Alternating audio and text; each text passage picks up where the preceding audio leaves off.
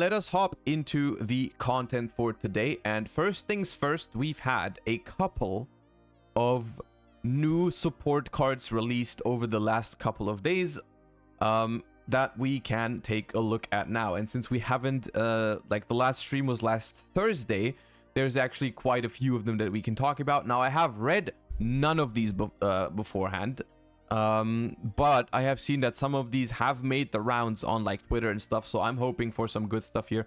I know that there's some interesting support cards for some very, very, very old archetypes like Ancient Gear and Lightsworn in here, so let's hop right over to YG Organization and look at these new cards. I'm going in release order. I think this one is the oldest news, and we're going old to new releases. This card is called Quartet Wonky, and it's a rank 4 Earth Beast Xyz effect monster with 0 attack and 2600 defense, and it reads unaffected by other cards' effects. That's always scary. If this card is Xyz summoned, or once per turn during your standby phase, attach the top 3 cards of your deck to this card as material. Then apply this effect based on the number of monsters it has as material. 4 or less, give control of it to your opponent. 5 or more, take 400 damage for each material currently attached to this card, and if you do, destroy all monsters you control.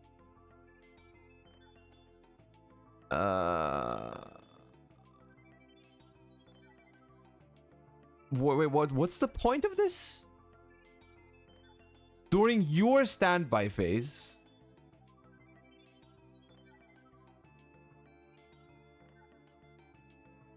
this is just a meme card, right? This is just a. I mean, actually, the name is literally wonky. That card's just for fun, right? I'm not gonna. You know. I'm not gonna invest too much brain power into thinking about this because this card's not good. It's funny though. It's funny.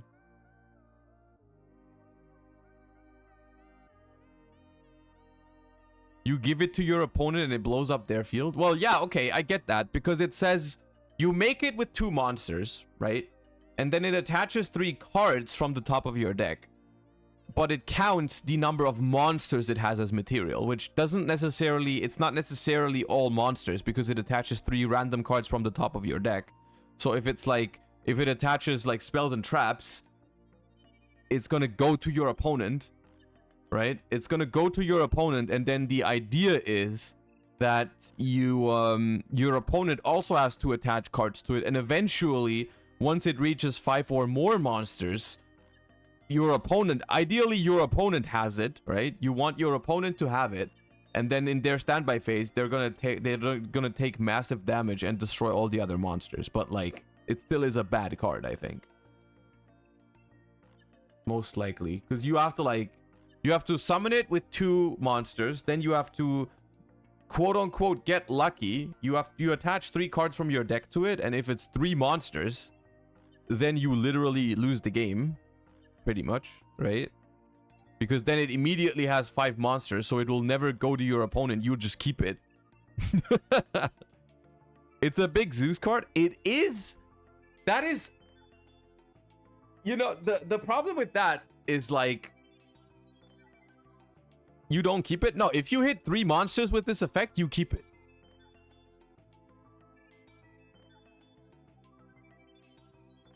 If you hit 3 monsters, you keep it. But then it does blow itself up, true. This card's bad. This card's bad. Let's not talk about it. It's not a good card. It's funny though. It's funny. You don't keep it. You keep control of it, and then it pops itself. It's not unaffected by its own effect actually, which is also kind of dumb, I suppose. But yeah. All right, moving on to hopefully relevant cards. Never mind, it's a lore card. I guess it's anime support, so probably only semi-relevant, but nonetheless. We have Master of Dragon Magia. It looks like a fusion of Blue Eyes Ultimate and freaking Dark Magician of Chaos, something like that. It requires Blue Eyes Ultimate Dragon, there you go, or 3 Blue Eyes monsters, plus 1 Chaos or Black Luster Soldier Ritual monster. Okay. So, quite hard to summon, say the least. Quite hard to summon.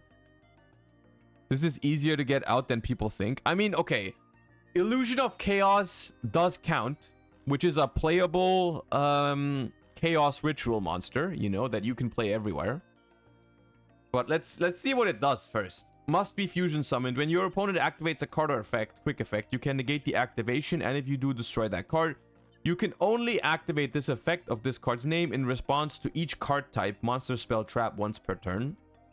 If this face-up card leaves the field by your opponent, you can special summon a Blue Eyes monster or a Chaos Ritual monster or a Black Luster Soldier Ritual monster from your grave or extra deck.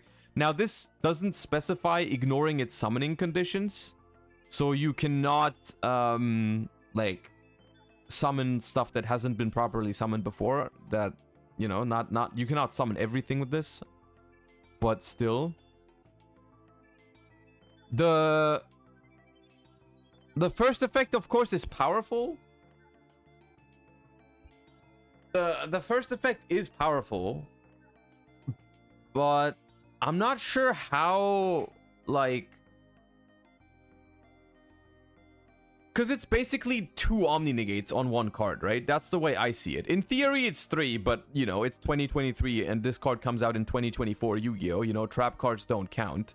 It's not a triple Omni. Let's not act like it's a triple Omni Negate. It's a freaking monster. It negates 1 monster and 1 spell, which is powerful.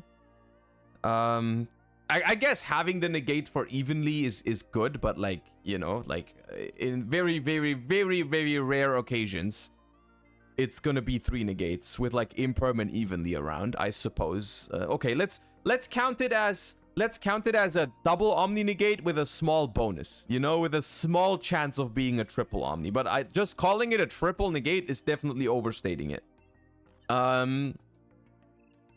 The question is, how do you realistically summon this card? Because yes, you can replace Blue Eyes Ultimate with King of the Swamp, and the Chaos Ritual monster can be Illusion of Chaos, which is a pretty splashable card, right? But, like, are we gonna do that?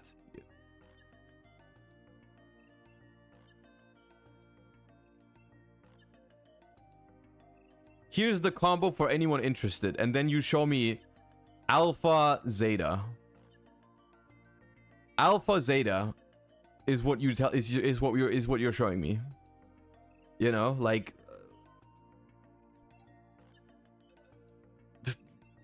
no, denied. You have been denied. It works. It does work. I'm not saying it doesn't work. The card, in fact, yes, the Yu-Gi-Oh card printed here is possible to summon. Yeah. It is. In fact, it is not a completely useless piece of cardboard that cannot legally be put on the board. Yes, it can be summoned, but only because you can summon it does not mean you should summon it. You know, I think there are much easier ways to build end boards, even with opening frickin' Alpha Zeta against no hand trap. You know, if this was something that had, like, the only deck I could see this, even that I don't think you would ever do, is like a weird freaking branded version can probably summon it if you play like King of the Swamp and whatever, you know. You can't play this in branded. It's 8+.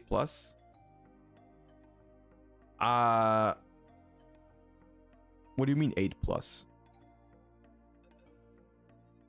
Isn't there a branded fusion that summons Lubellion and Albion only summon 8 or lower?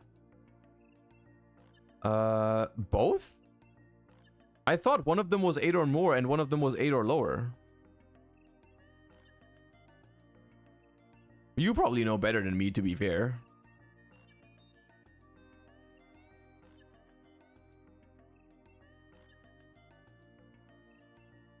Hold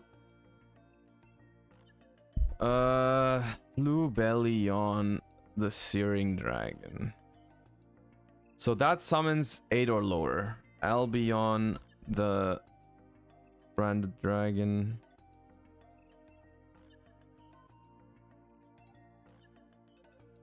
No, they both summon 8 or lower. Yeah. Okay, yeah, then I take it back. I don't see which deck wants to summon this. Cartesia is 8 or higher. Okay, Cartesia could summon it, but like, you know, like having to draw Illusion of Chaos and not use it, right? Because you have to have it in your hand. And then you have to have a King of the Swamp in your hand that you're also not using for its effect. You're just like, it's not good. I don't think this is like, even though it's hypothetically summonable, I don't think you're gonna go through all the work to get the, you know, the double negation or sometimes triple negation. Like, you can just do better things, I think. I'm pretty sure you can just do better things. But it's not impossible to summon, yeah. But, yeah. It's kind of cool, though. I think this is kind of what you want, like, these kind of nostalgia anime support cards to be like. You kind of want them to be playable, but not like outright broken, right? Just like in a way where the people that are already committed to playing anime decks or whatever, which is a fine thing to be, like, it's, if that's the way you play the game, that's completely fine by me. You know, it's kind of cool even. You know, so that they can play them, but they're not gonna ruin the game in any capacity or whatever. The only problem, quote unquote, that I have with this card is that I don't love the way it interacts with your opponent, right? Because like, it's not a very, I don't think it's a cool design trait to just give it like 3 possible negates, right? Like, that's like kind of weird, champ, you know. But all right, I mean, it's pretty sick artwork though. It's a cool card. I don't mind it. We got Ancient Gear support, which is somewhat scary, I want to say. Like, Ancient Gear has like has never really seen success as a deck. It's a weird kind of archetype that has never really seen any success outside of like being a splashable engine in other decks sometimes. You know, like back in the day, there was this whole like Gear Town kind of thing where you could play Gear Town and the big dragon in some decks and it was playable, right? And then in recent years, we had like the Ballista and the box were really good in Earth Machines, right? But like, it's never actually been its own deck. It's never been its own deck. Ancient Gear has never seen play as its own deck. So I don't even know what like pure Ancient Gear is supposed to do these days. But just to, like, they have some good cards, right? Like Gear Town, Ballista, and Box are some pretty good cards. So like, let's see if this makes it any better or not. We have Ancient Gear Dark Golem, which is a level 8 3k 3k. You can only use the second effect of this card's name once per turn. This card's name becomes Ancient Gear Golem while on the field or in the graveyard. This is nice because a lot of the cards, I think, revolve around Ancient Gear Golem. It was kind of like the boss monster of the deck back in the day. But in modern days, you're not going to play this card. Like, Ancient Gear Golem is just not good anymore. So them making a new version is a good thing. If this card is normal or special summoned, you can activate this effect. You cannot set cards for the rest of this turn. Also add up to 2 Ancient Gear cards and or Gear Town from your deck to your hand, except Ancient Gear Dark Golem. Then discard 1 card. And then if this card attacks, your opponent can't activate spell and traps until the end of the turn. So, okay, so it searches to this card's 1, which is good, of course, but it's a level 8 body that has no effect to special summon itself somehow. Also, I think the ability to not set for the rest of this turn matters somewhat, because you used to do this whole, like, Gear Town setting over it and so on and so forth, you know? Searches 3? No. Add up to 2 Ancient Gear cards and or Gear Town. This means you can search any 2 cards out of those options. Like, you can search 2 Ancient Gear cards, you can search 1 Ancient Gear card and Gear Town, or you can search 2 Gear Towns if you want to. I guess it searches 3 if you search Box, but that's over like multiple steps, right? It doesn't search 3 cards itself. Like, box does make it 3, but, you know, that's a different story. Like, the card itself searches 2. It doesn't search 2 Ancient Gear cards and Gear Town. It searches 2 Ancient Gear cards and or Gear Town. Yeah. I mean, incredible effect, but it's on a level 8 monster that has no effect to special summon itself, so, you know. I don't know how easy it would be for Ancient Gear to special summon. I guess Gear Town... Can Gear Town summon it? Does Gear Town summon any Ancient Gear monster?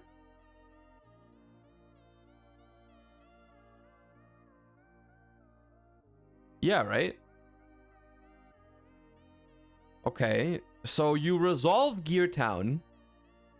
If you can resolve Gear Town, you just summon this dude, draw 2 add 2, discard 1. That's powerful. We have Ancient Gear Tanker, level 4 Earth.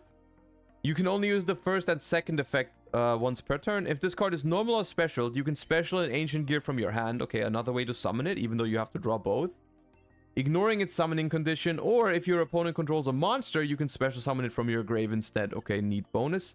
You can target one face-up card you control, destroy it, and if you do, for the rest of this turn, all monsters you control that are Ancient Gear Golem or mention it gain 600 attack.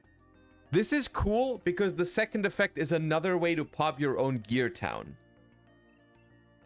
That's another way to pop your own Gear Town because it does not make Gear Town miss timing. That's one of the most important things when you're playing a deck with Gear Town. I mean, OGs will remember that. Gear Town misses timing because it says when this card is destroyed, you can summon an Ancient Gear from the deck, or I think graveyard as well. I'm not sure exactly. Like it misses timing.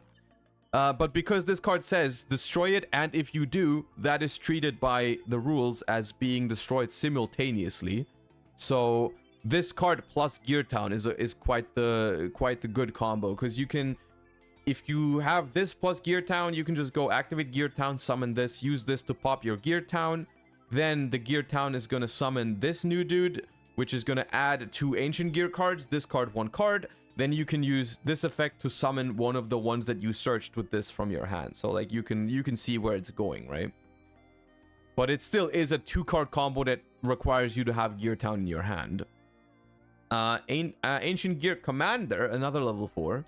You can only use the first, second, and third effect of this card's name each once per turn. You can send 1 Ancient Gear Golem from hand, deck, or face-up field to the grave as cost, literal circular. Immediately after this effect resolves, normal summon an Ancient Gear monster. Okay. If you're normal or special summon Ancient Gear Golem, you can special summon an Ancient Gear Golem from your hand or grave, ignoring its summoning conditions. You can banish this card from your grave. Place an Ancient Gear Continuous Trap from your hand face up on your field. So it gives you another normal summon. It sends an Ancient Gear Golem from hand or deck to the graveyard or field, I suppose. But and then if you normal summon or special summon another Ancient Gear Golem, you can special summon Ancient Gear. This... I see what they want me to do with these cards, but it still is like all like 2 to 3 card combos that I don't even know how much they end on, to be fair.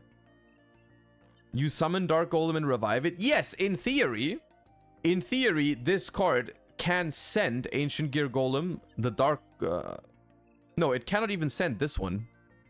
It cannot send this one, because this one is only Ancient Gear Golem while it's on the field or in the graveyard.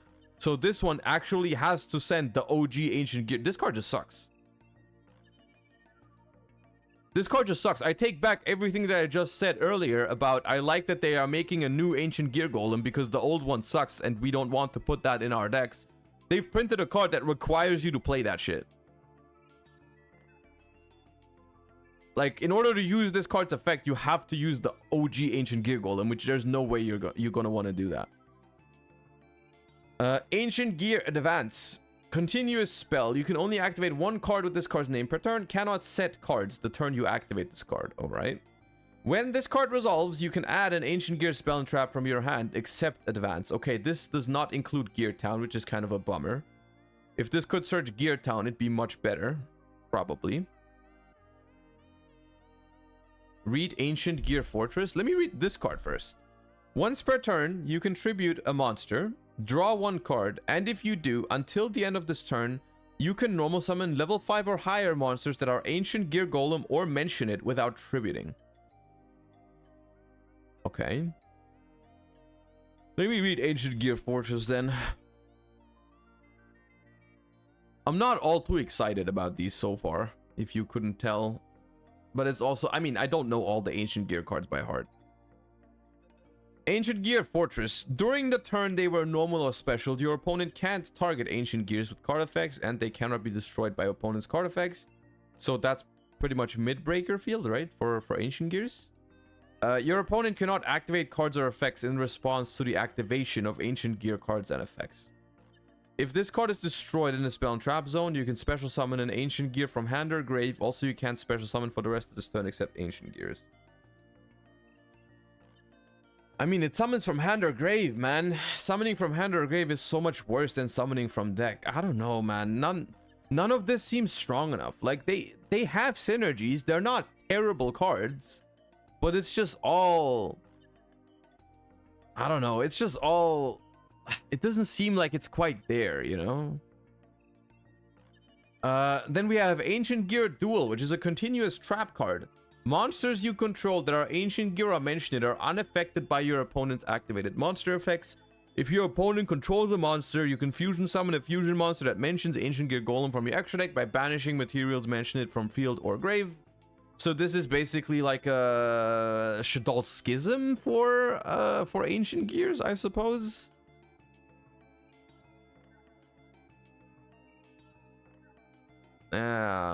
I mean, you can put it onto the field with this effect. Like, you can immediately put it onto the board if you go second, right?